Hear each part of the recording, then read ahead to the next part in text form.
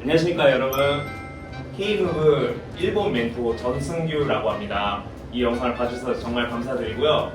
오늘 되게 모시기 힘드신 그런 게스트분들을 세 분을 모셨어요.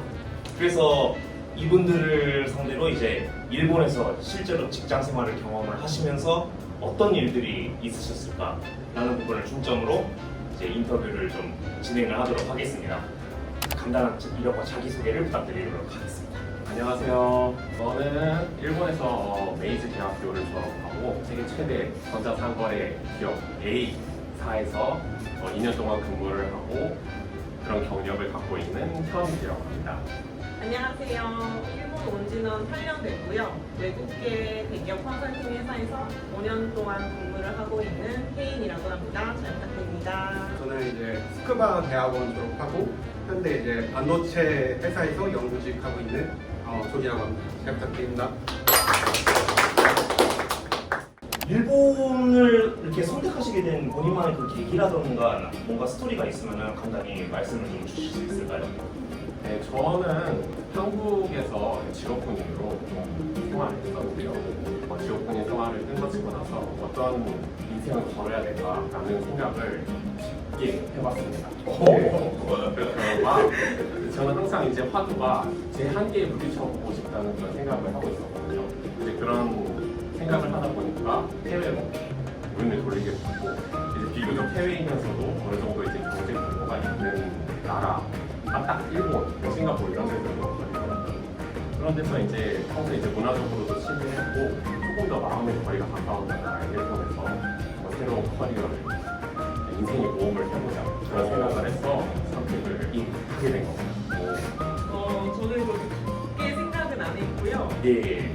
가장 큰 이유는 경제적인 이유였던 것 같아요. 그때 해외 유학을 알아볼 때 장학금을 위주로 했었는데 일본에서는 전액 장학금을 준다고 했었고 그래서 일본으로 오게 되었습니다. 저 같은 경우는 약간 두 분 반반쯤 섞은 느낌으로 장학금이랑 이제 어느 정도 이제 유학 비용이 될지 이제 그런 거를 생각하면서 저는 이제 이과라서 일본이 어느 정도 이제 적백성을 따는지 어떤 대학을 갔을 때 어떤 분야를 공부할 수 있을 것인지 이제 그런 걸 좀 중점적으로 봤던 것 같습니다. 정말 다들 되게 굉장한 이유를 가지고 계시는데 취업 활동은 여러분들 어떻게 준비를 하셨는지 본인만의 그 팁 같은 게 있으시면 짤막하게 한번 공유를 좀 부탁드려도 괜찮을까요? 일본은 굉장히 이제 대학에 와서 취업을 하는 것이 시스템화가 잘 되었다고 생각을 합니다. 저는 취업 지원하는 서포트실도 있고요. 이제 각종 선배와 이제 후배들과 정보 교류를 활발히 하면서 실제로 면접이 어떻게 되는지 그 현장에서 실제로 필요로 하는 능력이 무엇인지에 대해서 그런 정보를 먼저 입수했고요. 한국보다는 뭐랄까 사람의 이제 스토리를 더 중요시한다고 할까요? 이제 서류에도 그렇고 면접에서도 그렇고 자신의 이제 강점을 보여줄 수 있는 그런 스토리를 보여줘야 된다고 생각하기 때문에 그러니까 1학년 때부터 무슨 뭐 한일 포럼 같이 뭐 외부 행사라던가 아니면 올림픽에 이제 뭐 자문사로 간다던가 이런 활동을 하는 거를 중점을 둬서 했었던 것 같습니다. 저는 한국에서도 대학을 나온 다음에 일본에서도 학교를 다녔거든요. 제가 느끼기에는 한국이랑 일본이랑 비슷하게 학교에도 도와주는 커리어 지원실이 있어서 모두 이용했고 그다음에 학교 밖에 아무래도 많은 사람들이랑 같이 케이스 스터디를 많이 하는 게 도움이 되니까 학교에서도 있고요. 아무래도 같은 업계면 같은 기준을 받고 사람을 뽑기 때문에 여러 회사도 약간 지원을 하면서 연습을 많이 했던 것 같습니다. 저도 이제 두 분이랑 그렇게 크게 차이점은 없는데 이제 차이점이 있는 부분만 딱 얘기해 드리자면은 포트폴리오 형식으로 이제 대학원 때 했던 연구 같은 경우는 이제 그대로 논문 같은 데도 실려있기 때문에 그 자료 뽑아가지고 이제 보여주면서 이런 연구를 했고 이런 연구 성과가 있었습니다라는 걸 좀 어필을 하는 게 좋았습니다. 그다음 이제 처음 해주셨던 것처럼 얘는 스토리를 좋아하더라고요. 그래가지고 이 연구를 하면서 네가 어떤 고생을 했고 그거를 어떻게 극복했는지 이제 그런 거를 잘 버무려가지고 얘기해 준 것 같습니다.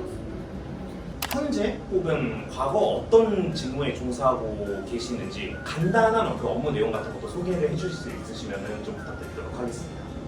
저는 이제 A사의 거의 심장이라고 해야 되나요? 핵심 산업이죠. 이제 물류부에 들어가서 이제 특정 지역의 물류 전체를 완전히 이제 관리하는 일을 맡았고요.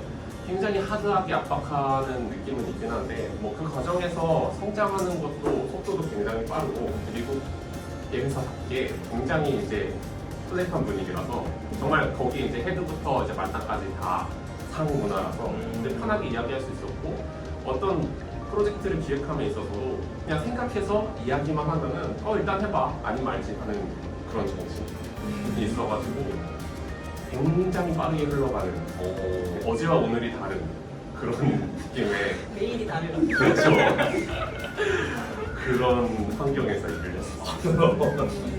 저는 자기소개에서 말씀드린 것처럼 컨설팅 회사에서 컨설턴트로서 일을 하고 있고요. 회사 규정상 어떤 일을 하는지 구체적으로 말씀을 드릴 수는 없지만 유튜브에 컨설턴트가 무슨 일을 하는지 찾아보시면 제가 봤는데 비슷하더라고요. 그걸 참고해 주셨으면 좋겠습니다. 저는 지금 반도체 회사에서 지금 연구직으로 일하고 있고 차세대랑 차차세대 이제 장비 개발하고 있습니다. 예를 들어서 한국으로 치면 S사라든가 아니면은 SH사라든가 그다음 미국으로 치면 M사라든가 뭐 여러 가지 이제 전 세계를 상대로 지금 장비 개발을 하고 있습니다. 외국인으로서 이제 우리가 어떻게 보면 일본에서는 한국 국적을 가진 외국인이잖아요. 외국인으로서 느끼는 일본 직장 생활에 대해서 평소에 혹시 그런 어떤 느끼셨던 점이 있으신지? 이제 회사는 아무래도 이제 글로벌 회사다 보니까 이제 외국인도 굉장히 많았고 그냥 일본뿐만 아니라 동남아시아나 북미 지역이나 그쪽에서 오신 분들이 굉장히 많았어요. 그래서 좀 일반적인 일본 회사의 분위기라고 말하기 좀 힘든데 직장 생활의 분위기 자체는 굉장히 편하게 저는 했습니다. 네. 생각보다 저한테 그렇게 완벽한 일본어를 요구하진 않는 것 같아요. 어쨌든 커뮤니케이션이 가능하면 되는 거니까. 그래서 처음에는 일본어를 좀 완벽하게 말을 해야 된다는 압박감이 있었는데 좀 편해진 것 같습니다. 아무래도 저도 완전한 일본 회사를 다니는 게 아니고 주변에 외국인이 많기 때문에 딱히 외국인으로서의 아이덴티티라는 거는 느끼지 못하는 것 같아요.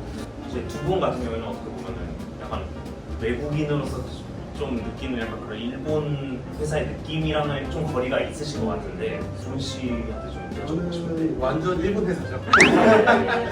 완전 일본 회사인데 이제 제가 외국인으로서 느끼는 걸로는 외국인을 채용하는 이유가 있다는 걸 저는 느끼고 있어요. 네, 이런 그 중에서 이제 반도체 업계 같은 경우는 이제 한국 쪽에서 관련된 회사가 많기 때문에 얘네들이 나한테 뭘 원하는지에 대해서 좀 더 명확하게 좀 알기 쉬운 부분은 좀 있는 것 같아요.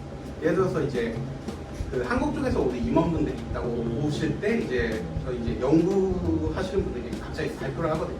근데 발표할 때 저를 불러가지고 옆에서 통역을 해줘요.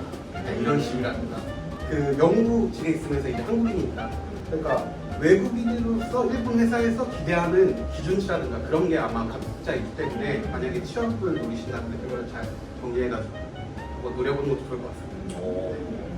이번에 일본 생활을 하실 때 한국과 비교해서 이런 점이 다르다라는 차이점이라던가 아니면은 일본 생활을 함에 있어서 좀 힘드신 점.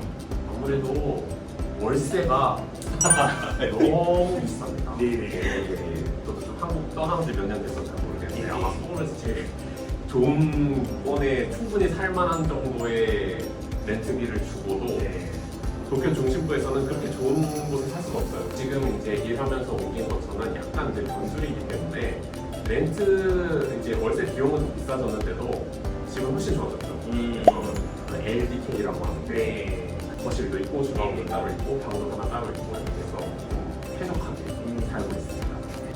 집 얘기를 하려고 했었는데 약간 외국인은 계약을 못하는 그런 지역이라던가 건물들이 있어요. 네. 그런 거를 다 포기를 하고 집을 구해야 했기 때문에 그게 가장 어려웠던 것 같고 지금은 그래서 외국인이어도 받아주는 그런 데에서 거주를 하고 있어서 다행이긴 한데 처음 왔을 때는 그게 좀 힘들었죠.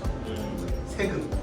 맞아요. 그렇죠. 네. 일본 세금을 너무 많이 떼는 게 솔직히 네. 지금 좀 약간 걸리는 점이긴 한 것 같아요.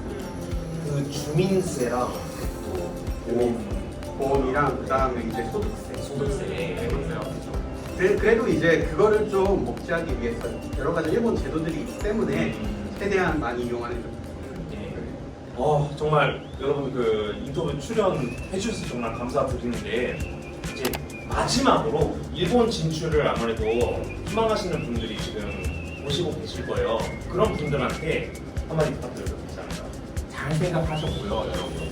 어떤 면이든 해외에서 생활한다는 거는 이제 인생을 살아감에 있어서 정말 많은 것을 배울 수 있고 정말 견문이 넓어진다고 하잖아요. 물론 이제 그 과정에서 겪는 어려움들이 있지만 나를 죽이지 못하는 고난은 나를 성장시킨다고 하니까 정말 힘듭니다만 정말 가치 있는 좋은 기회였고 일본에 왔던 거를 후회한 적은 정말 단 한 번도 없었습니다. 그러니까 여러분도 힘내셔서 좋은 직장, 좋은 생활 하시길 바랍니다.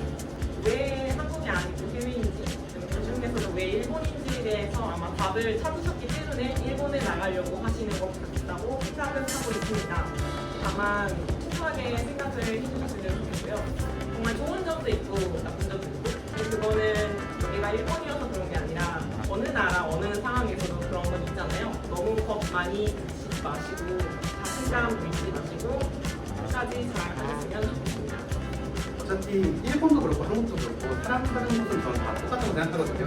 결국 자기가 얼마나 다른 사람들한테 융화되기 위해서 노력했느냐 아니냐, 제가 그게 가장 중요한 부분인 것 같습니다. 언어적인 부분에서 솔직히 걱정되실 거라고 생각하는데 그렇게 일본어가 잘하지 않는데도 연구 결과라든가 그걸로 잘하시는 분이 있고 다른 사람들한테 잘 융화돼가지고 이제 일도 진짜 잘하시는 분들이 많습니다. 일본어가 안 돼서 난 안 되겠다 약간 이렇게 생각하지 마시고 그래도 한번 도전해 보셔가지고 경험해 보시는 것도 앞으로의 인생 좋은 양식이 되지 않을까라고 생각합니다. 예, 정말 인터뷰 출연 감사드리고 이것으로 모든 인터뷰를 마치도록 하겠습니다. 지금까지 2024년 K부부 해외 취업 일본 멘토단의 강승규였습니다. 고생했죠. 아리가또 고자이마시타.